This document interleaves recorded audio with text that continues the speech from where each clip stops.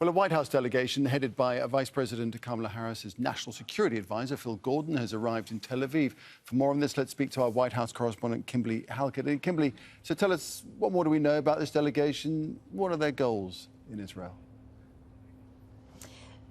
Yeah, well, the delegation is comprised, headed up by the national security, or really the person who is overseeing that policy for the Vice President Kamala Harris. And as you mentioned, his name is Phil Gordon. The Vice President was accompanying him as they met with Arab leaders over the weekend. She's since returned to the White House, but he has carried on to meet with his Israeli counterparts. And the reason is because there is a desire of the United States to work with the Israelis to begin those discussions on what the post-Gaza conflict in terms of Israel's war on Gaza looks like in terms of governance. So the United States has one idea, Israel has another, and they're trying to kind of work on what would be a future and, of course, include the vision of the Palestinian people as well. We know that the Palestinian people, at least some of them, aren't wild about the Palestinian Authority being in charge. The Israelis are not wild about that idea either. The United States thinks a revitalized Palestinian Authority might be something worth looking into, or even some sort of international type governance. So these are all conversations that are going to be lengthy, but the White House believes it's time to get started. What about the overall position of the White House, of the administration, of the ongoing assault on Gaza? Well, we've certainly seen the position of the White House shift from the early days. And the early days, specifically after October 7th, when there was the attack by Hamas in Israel, what we saw was a very angry White House that really said nothing more than Israel has a right to defend itself and used very harsh language towards Hamas. Now what we're hearing is something quite different, given the high number of civilian casualties in Gaza. In fact, the strongest words coming from the Secretary of Defense, Lloyd Austin, who said that failing to protect civilians drives the civilians into the arms of the enemy, meaning Hamas. What we've also heard is the words of the Vice President, who have been quite strong as well, where she said there is an unequivocal responsibility of Israel to follow international humanitarian law, something that we on Al Jazeera have been reporting Israel has not been doing in its military campaign. And also, she said the scale of suffering has been devastating. So this is very strong language from the Vice President. It's clear that she has a vision for what the post-conflict should look like. And in fact, she spelled it out. She said that it should have no forced displacement, no reoccupation, no blockade, no reduction in territory. But also, the last no is that Gaza should not be used sort of as a staging ground for any sort of future, as the White House calls it, terrorist activity. So the White House has some views. They're trying to work with the Israelis on that, but it's clear the shift now is there is a priority on protecting civilians in Gaza. Kimberly, thanks for that. Kimberly Halkett there at the White House. Let's take this on. We can speak now to Stephen Zunes, who's a professor of politics and international studies at the University of San Francisco and joins us now live from there. Stephen, great to have you with us.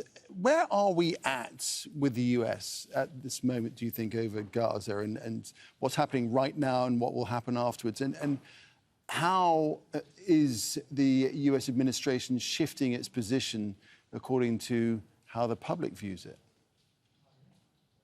As your correspondent noted, there's been a notable shift in rhetoric. Whether that's going to have any impact on actual Israeli actions is another story.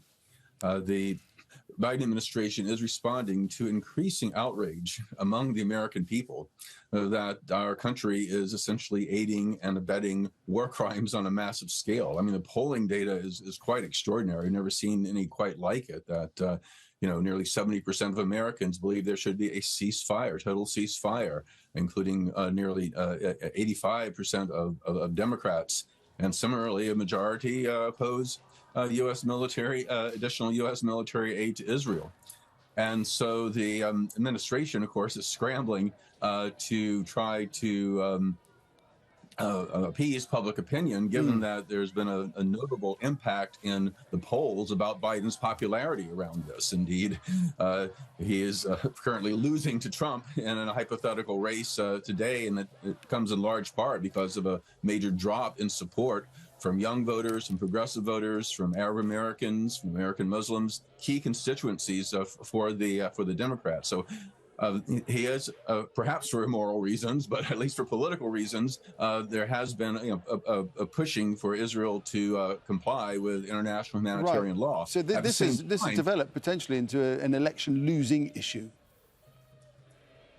Yeah, exactly. We've seen, for example, in 1968, when the Democrats nominated a pro-Vietnam War candidate, Hubert Humphrey, a lot of Democrats stayed home, and Nixon eked out a narrow victory. Similarly, John Kerry in 2004 supported the Iraq War. A lot of anti-war people stayed home or voted third party, and again, Bush ended up getting reelected narrowly. And indeed, it was Hillary Clinton's support for the Iraq War that Trump and others kind of hammered on that led to her narrow loss in 2016. So we've seen before how when Democrats go against their constituencies on issues of war and peace, especially when we're talking about large-scale civilian casualties, there is a political price to be paid.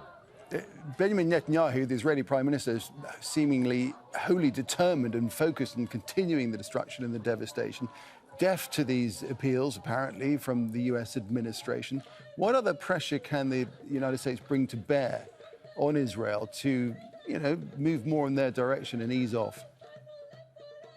I mean, theoretically, there are any number of things. The United States could cut off military aid until Israel agrees to stop attacking and agree to allow for the establishment of a viable Palestinian state alongside Israel, or at least to freeze the settlement expansion and the rampages by the far-right West Bank Jewish militia there.